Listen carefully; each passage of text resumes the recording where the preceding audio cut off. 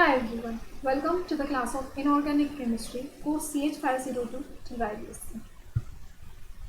This is the last video of our unit 5th, and with this video, the syllabus of our Inorganic Chemistry semester 1st of TYBSc ends. So, let's begin.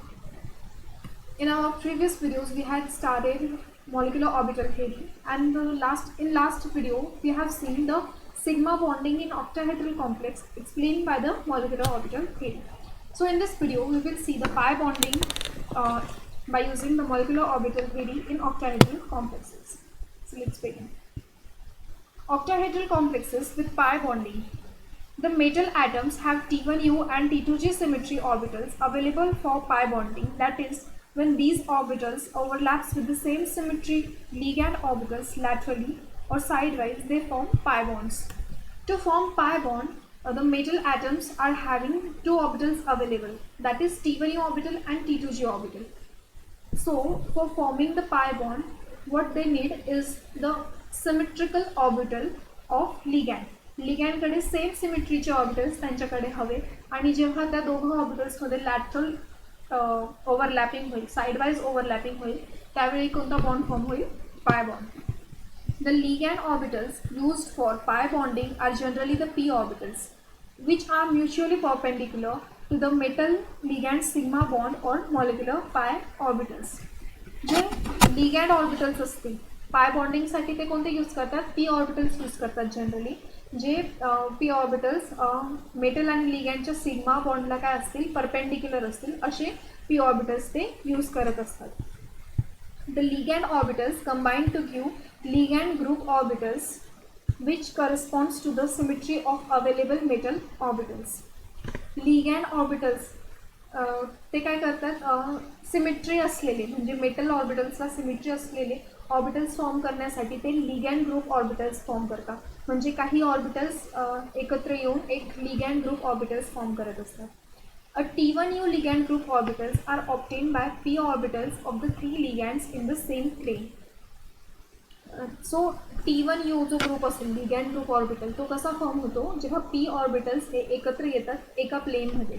तीन लिगॅन्डचे p orbitals एकत्र येतात same प्लेनमध्ये. Then the T1u ligand group orbitals overlap with the same symmetry T1u metal orbitals to form pi molecular orbitals. जेव्हा T1u ligand group orbitals आणि T1u metal orbitals मध्ये overlapping होईल त्यावेळी आपल्याला काय मिळेल? pi molecular orbital formation. Thus all three pi molecular orbitals of T1u symmetry are formed. Each of the metal T2g orbitals overlap with the ligand group orbitals of T2g symmetry. आता ligand group of T2g symmetry आपल्याला कसं मिळालं आहे? जेव्हा चार लिगॅन्डचे p orbitals एका प्लेनमध्ये येतील त्यावेळी T2g सिमेट्रीचे लिगॅन्ड ग्रुप ऑर्बिटल फॉर्म होईल. सो जेव्हा T2g मेटल ऑर्बिटल आणि T2g लिगॅन्ड ग्रुप ऑर्बिटल ओव्हरलॅप करतील त्यावेळी काय फॉर्म होईल? Pi molecular orbital of T2g symmetry. In all three pi molecular orbitals of T2g symmetry are form. In all किती form होतील? तीन मॉलिक्युलर ऑर्बिटल फॉर्म होतात. Pi molecular orbitals form होतात. Thus there are totally 6 pi bonding molecular orbitals form. Total किती झाले? 6 pi bonding molecular orbital form झाले. But it is observed that T1u symmetry bonding molecular orbitals of metal are used for sigma bonding. पण मेटलचे जे T1u symmetry असलेले जे orbitals असतात ते आपण कशासाठी यूज करतो? सिग्मा बॉन्डिंग फॉर्म करण्यासाठी यूज करतो. बरोबर. आपण या आधीचे जे व्हिडिओमध्ये बघितलं होतं सिग्मा बॉन्डिंग त्यात आपण T1u ऑर्बिटल यूज करत होतो मेटलचा बॉन्डिंग मॉलिक्युलर ऑर्बिटल फॉर्म करण्यासाठी. So T1u symmetry bonding molecular orbitals are used for sigma bonding formation. Hence only anti-bonding T1u symmetry orbitals can be used for pi interaction with ligands. Bonding molecular orbital तर use झाले already sigma bonding साठी. तर आता उरले फक्त anti bonding T1u symmetry orbitals आणि जे काही पाय सोबत पाय इंटरॅक्शन दाखवतील लिगॅन्ड सोबत. As the ligands have filled p pi orbitals perpendicular to their p sigma orbitals. Ligands कडे काय असतात? p pi orbitals असतात जे p sigma orbitals ला कसे असतील? परपेंडिक्युलर असतात. As in the halide ions and are forming pi bond. हे p pi orbitals काय फॉर्म करतात? pi bond फॉर्म करतात. then there will be in all 12 such orbitals. असे टोटल किती 12 ऑर्बिटल्स असतील. फॉर्म्स 6 लिगँड्स. 6 लिगँडकडून आपल्याला असे किती ऑर्बिटल्स मिळतील 12 लिगँड्स मिळतील. 12 ऑर्बिटल्स मिळतील. That is T1U, T2U, T1G and T2G symmetry orbitals. Total आपल्याला हे ऑर्बिटल्स मिळतील T1U, T2U, T1G आणि T2G. यापैकी मेटलची सिमेट्री असलेले ऑर्बिटल्स कोणते आहे आपल्याकडे. मेटलकडे फक्त T1U आहे आणि T2G आहे बरोबर. T2U आणि T1G हे ऑर्बिटल्स मेटलकडे नाही आहे. त्यापैकी पण जो मेटलचा T1U आहे तो कशात इन्व्हॉल्व आहे सिग्मा बॉन्डिंगमध्ये इन्व्हॉल्व आहे. सो इन ऑल आपल्याकडे आता उरलं काय की T2G सिमेट्रीचे जे ऑर्बिटल आहे ते आपल्याकडे अवेलेबल आहे. मेटलचे आणि लिगँडचे दोघांचे अवेलेबल असते. सो जेव्हा T2G लिगँड ऑर्बिटल आणि T2G मेटल ऑर्बिटल यांच्यात जेव्हा ओव्हरलॅपिंग होईल त्यावेळी आपल्याला बॉन्डिंग मॉलिक्युलर ऑर्बिटल आणि अँटी बॉन्डिंग मॉलिक्युलर पाय ऑर्बिटल असे मिळतील. So here it is shown. हे मेटल ऑर्बिटल आहे DXY. ओके, मेटल ऑर्बिटल आहे आणि हे लिगँड ऑर्बिटल आहे. ठीक आहे, यांच्यात ओव्हरलॅपिंग झाली आणि हे काय फॉर्म झालं आहे पाय बॉन्डिंग मॉलिक्युलर ऑर्बिटल्स. बघा मायनस मायनसची इंट्रॅक्शन इथे प्लस प्लसची इंट्रॅक्शन आहे. In this way it is a pi bonding molecular orbital interaction of T2G orbitals. आता आपण पाय बॉन्डिंग बघितली. आता आपण बघणार आहोत कॉम्प्लेक्सवरती पाय बॉन्डिंगचा काय इफेक्ट होतोय. आता आपण म्हणजे जर बघितलं सिग्मा बॉन्डिंग ऑर्बिटल आठवलं, सिग्माची मॉलिक्युलर ऑर्बिटल डायग्राम आठवली, त्यावेळी जो T2G ऑर्बिटल होता तो कसा होता नॉन बॉन्डिंग होता. पण जर आपण पाय बॉन्डिंगसाठीची जी मॉलिक्युलर ऑर्बिटल डायग्राम पाहिली तर त्यावेळी T2G काय आहे बॉन्डिंग मॉलिक्युलर ऑर्बिटल आहे बरोबर. तो कशासोबत बॉन्डिंग दाखवतो आहे लिगँडच्या पाय ऑर्बिटल्स सोबत. The effect of pi bonding on the energy of T2G orbital depends on the energy of ligand. जो T2G ची एनर्जी असेल ती कशावरती डिपेंड करते लिगँडचे एनर्जीवरती. लिगँडचे जे पाय ऑर्बिटल असतील त्याच्या एनर्जीवरती डिपेंड करते. And whether the ligand pi orbitals are filled or empty. लिगँडचे जे पाय ऑर्बिटल असतील ते एम्प्टी आहे की फिल्ड आहे त्याच्यावरती त्यांची एनर्जी डिपेंड करते. This can be explain on the basis of spectrochemical series. Spectrochemical series आपण 3rd चॅप्टरमध्ये बघितली आहे. Spectrochemical series can be explain in terms of pi donors and pi acceptors ligands. Spectrochemical सिरीजमध्ये जे लिगँड्स आहेत ते आपण एक तर पाय डोनर म्हणू शकतो त्यांना किंवा पाय एक्सेप्टर म्हणून आपण त्यांना एक्सप्लेन करू शकतो. So now look at this. Here halides are the strong pi donor ligands. H2O are weak pi donor ligands.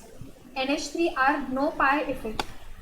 NH3 हा कोणताच पाय इफेक्ट दाखवत नाही ना. ते पाय इलेक्ट्रॉन डोनेट करताय ना पाय इलेक्ट्रॉन ते एक्सेप्ट करताय. Hence it is having no pi effect. Cn- and CO are having strong pi acceptor effect. Thus there are two cases. So from this spectrochemical series 2 cases are seen. First is the pi acceptor. म्हणजे पाय acceptor आहे ligand. म्हणजेच काय आहे की metal to ligand electron transfer होणार आहे. Pi bonding or back bonding. Metal to ligand जेव्हा इलेक्ट्रॉन ट्रान्सफर होतात आणि जेव्हा पाय बॉन्ड फॉर्म होतो त्याला काय म्हणतं की बॅक बॉन्डिंग झाली. Okay. When T2G metal orbitals overlap with the empty ligand pi orbitals of higher energy. जेव्हा मेटलचा T2G ऑर्बिटलमध्ये ऑलरेडी इलेक्ट्रॉन्स आहे त्यांचं ओव्हरलॅपिंग एम्प्टी लिगँड पाय ऑर्बिटल सोबत होईल बरोबर. लिगँडचे ऑर्बिटल काय आहे एम्प्टी आहे त्यांची एनर्जी कशी असेल हाय असेल बरोबर.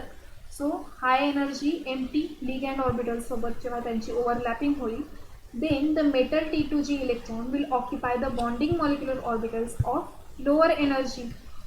तो एक bonding molecular orbital कसे ऑक्युपाय करते लोअर एनर्जीची ऑक्युपाय करते.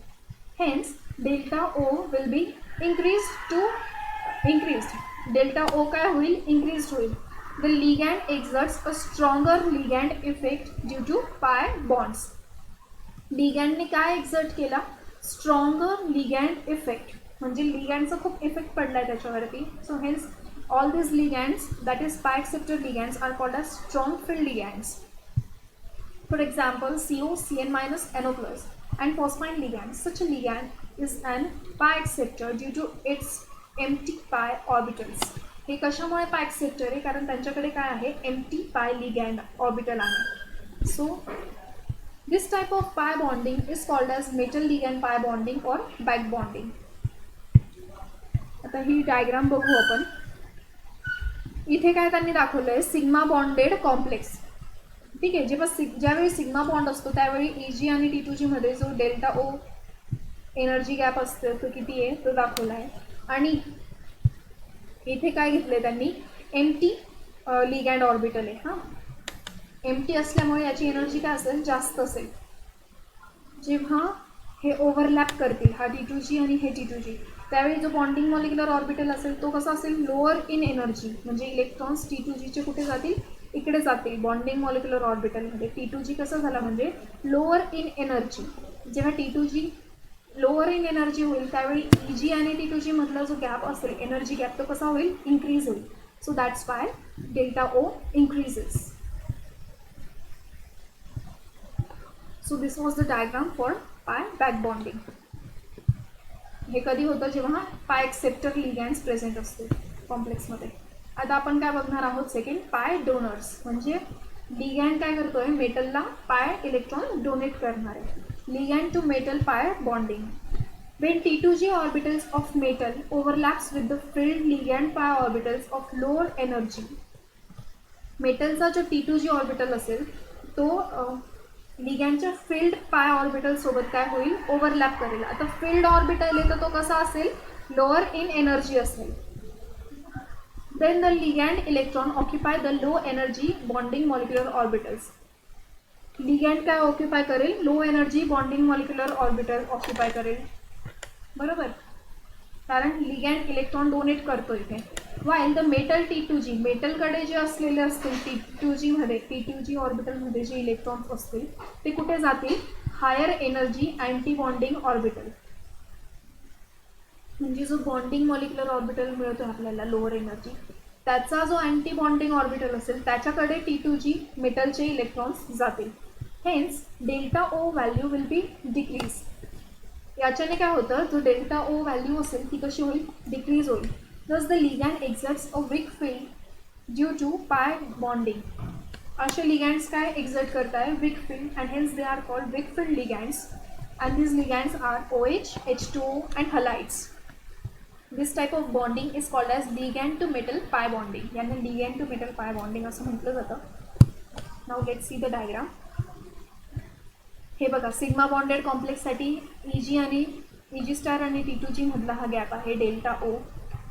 आणि जेव्हा लिगॅंड टू मेटल, आता इथे लिगॅंडकडे काय आहे, फिल्ड ऑर्बिटल आहे. बरोबर, फिल्ड आहे. हे इलेक्ट्रॉन्स कुठे देईल, तो डोनेट करणार आहे आणि मग तो काय फॉर्म करेल, की bonding molecular orbital. This bonding molecular orbital will be lower in energy. T2G मेटलचे इलेक्ट्रॉन्स कुठे जातील, अँटी बॉन्डिंग मॉलिक्युलर ऑर्बिटल. या T2Gचे जे अँटी बॉन्डिंग मॉलिक्युलर ऑर्बिटल आहे त्याच्याकडे जातील. बरोबर. सो याच्यातला आणि या EG स्टार मधला जो गॅप आहे तो काय झाला, रिड्यूस झाला. कारण हे अँटी बॉन्डिंग मॉलिक्युलर ऑर्बिटल काय आहे, हायर इन एनर्जी आहे ना. हे हाय इन एनर्जी असल्यामुळे यांच्यातला गॅप काय झाला आहे, डिक्रीज झाला आहे. That's why delta O decreases. So this is the effect shown by the donor ligands. Charge transfer spectra. MOT is necessary to explain the charge transfer transition when the absorption of radiation causes an electronic transition between two molecular orbitals. Molecular orbital theory is very useful to explain the charge transfer transition. जेव्हा एखादा complex radiation absorb करतो किंवा heat absorb करतो त्यावेळी त्यांच्यामध्ये electronic transition होतं, म्हणजे electrons transition दाखवतात. बरोबर, तर त्याच्यामुळे काय आपल्याला चार्ज ट्रान्सफर ट्रान्झिशन बघायला मिळतं between the two molecular orbitals, such that one is more concentrated on one atom while the other is more concentrated on a different atom. It is called as charge transfer transition. याला काय म्हणतात आपण, charge transfer transition. The graph of absorption versus wavelength of light is called as charge transfer band or spectrum. आपण जर absorption versus wavelengthचं graph काढलं तर त्या ग्राफला आपण म्हणतो charge transfer band or spectrum for transition metal complexes. The charge transfer band often occurs in the UV region. हा band आपल्याला कुठे UV region मध्ये बघायला मिळतो. They are generally far more intense than the DD bands. हा कुठे intense बघायला मिळतो आपल्याला हा आहे ना चार्ज ट्रान्सफर जो बँड असतो तो कसा असतो, जो DD बँड म्हणजे DD लेवलमध्ये जेव्हा इलेक्ट्रॉन ट्रान्झिशन होतं त्यापेक्षाही हा कसा असतो, इंटेन्स असतो. म्हणजे याची इंटेन्सिटी कशी असते, जास्त असते. So this transfer is classified into two types: ligand to metal transition or metal to ligand transition. Let's see the first one, ligand to metal transition. In this transition, ligand electron transferred to the metal orbital and the charge spectrum within the complex is thereby reduced. ह्या transition मध्ये काय होतं, लिगॅन्ड पासून electron metal orbital मध्ये transfer होतात. In this type of spectra, electron transfers from sigma bonding molecular orbital of ligand to vacant non-bonding T2G and EG star anti-bonding molecular orbitals of metal. लिगॅन्डचे जे sigma bonding molecular orbitals असतात तिथून electron कुठे जाईल, vacant non bonding T2G orbital किंवा anti bonding EG star orbital of metal. ठीक आहे. आणि otherwise it goes from filled pi bonding ligand orbital to the EG star, A1G star or T1U star anti-bonding molecular orbital. Otherwise transition कुठे होतं, जो field पाय orbital असेल, पाय bonding लिगॅन्ड orbital असेल तिथून इलेक्ट्रॉन जाईल तो कोणत्या ऑर्बिटल्समध्ये, EG स्टार, A1G स्टार आणि T1U स्टार. हे सगळे काय आहे, anti bonding molecular orbitals. So next is our metal to ligand transition. In this transition, an electron is transferred from filled sigma bonding molecular orbital of metal to the empty pi orbital of ligand. म्हणजे sigma bonding orbital of metal, filled sigma bonding orbital of metal. तिथून electron कुठे जाईल, empty pi orbital of ligands. This spectrum can be shown by the transition metal complexes. Generally हे जे transition आहे ते कधी बघायला मिळतं, ज्यावेळी कॉम्प्लेक्समध्ये हे 3 लिगॅन्ड्स असतील, कार्बोनिल, नायट्राइल आणि नायट्रो.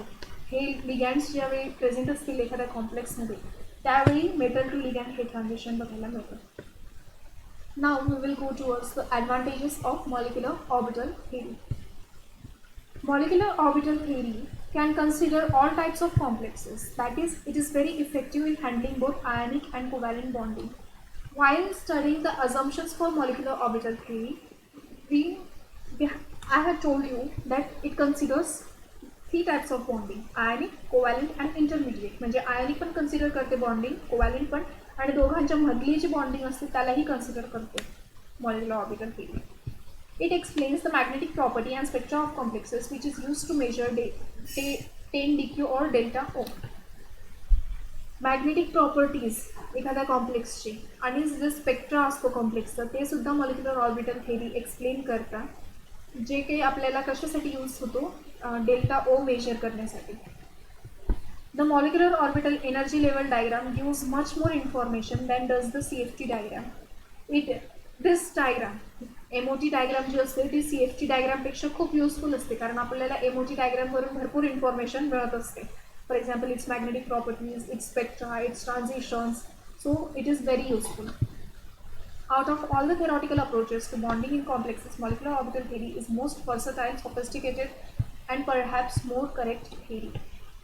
Molecular, आपण जर हे तिघं थिअरीजचं कंपॅरिझन केलं, balance bond theory, crystal field theory आणि मॉलिक्युलर ऑर्बिटल थिअरी, तर मॉलिक्युलर ऑर्बिटल थिअरी ही मोस्ट करेक्ट थिअरी म्हटली गेलेली. म्हणजे बरेचसे आन्सर्स आपल्याला ह्या थेरीमध्ये मिळून जातात आणि करेक्टली मिळतात. There is no exceptions and anything else. So it is most correct theory and most versatile and sophisticated.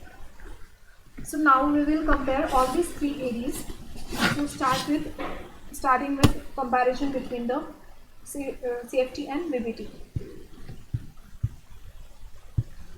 VBT considers covalent bond between metal and ligand, while CFT considers purely 100% ionic bond. VBT काय consider करतं? Covalent bond consider करतं, while CFT considers ionic bonding. VBT involves SPD orbitals. म्हणजे VBT आपण study करत असताना आपण SPD हे तिघही orbitals consider करत होतो. पण जेव्हा CFT स्टडी केला त्यावेळी आपण फक्त डी ऑर्बिटल कन्सिडर केला होता कॉम्प्लेक्सचा. So this is the difference between this to.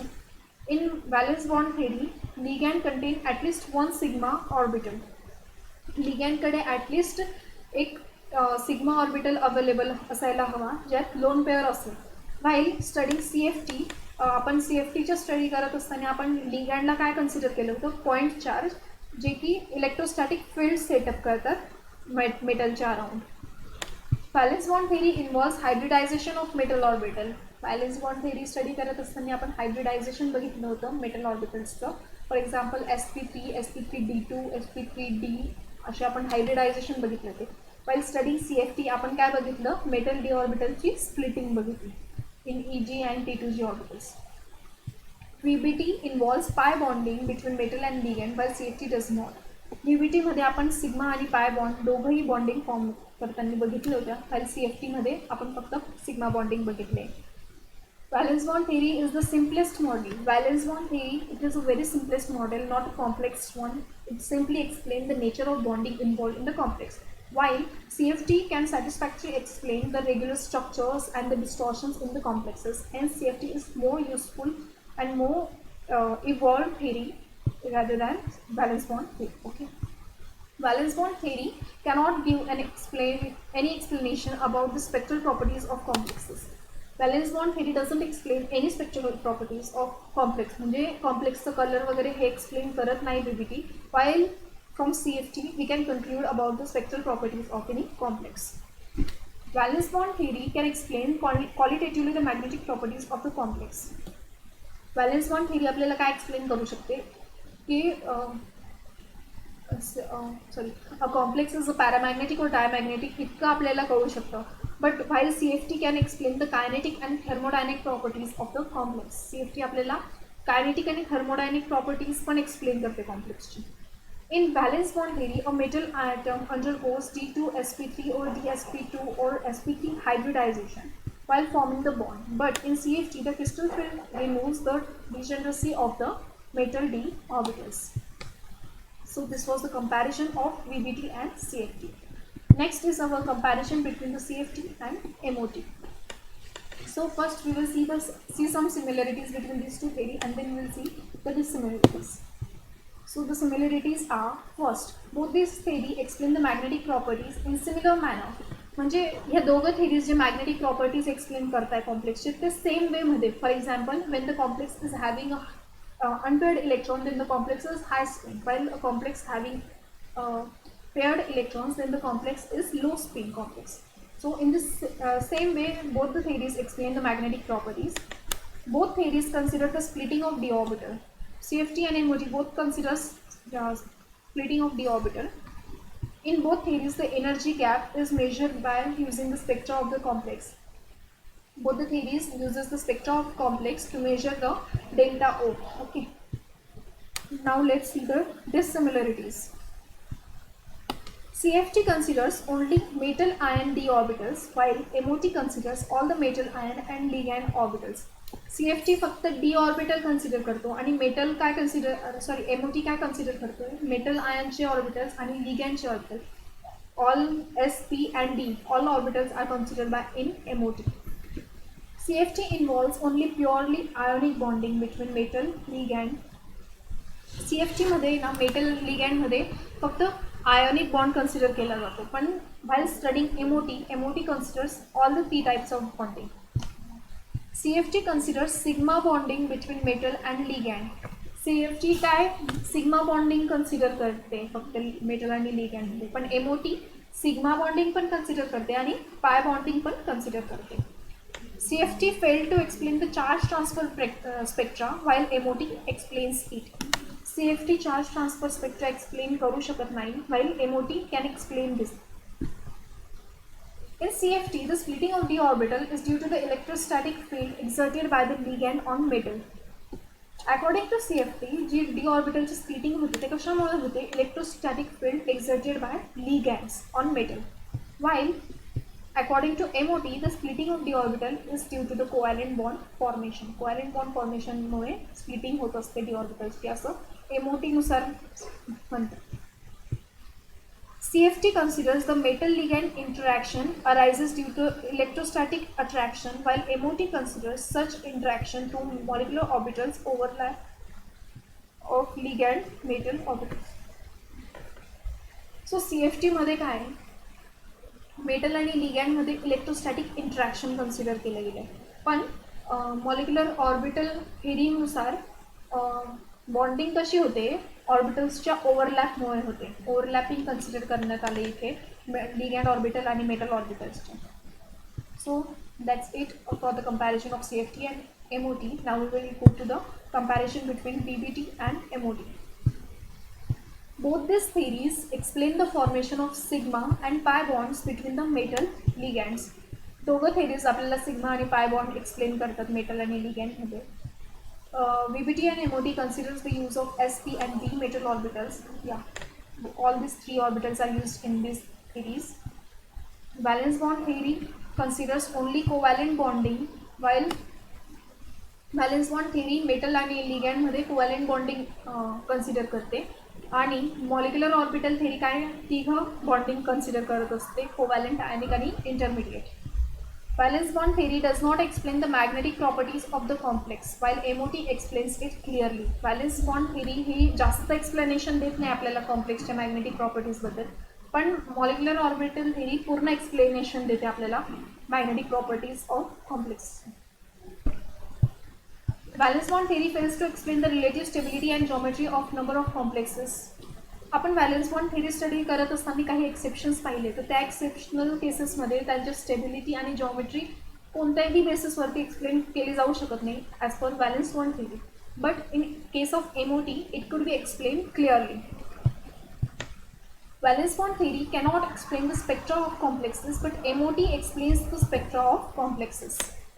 Valence bond theory ही कॉम्प्लेक्सचा कलर एक्सप्लेन करू शकत नाही, पण according to molecular orbital theory it could be explain. Valence bond theory cannot explain why certain complexes are more labile than other, but MOT can explain this property of complexes.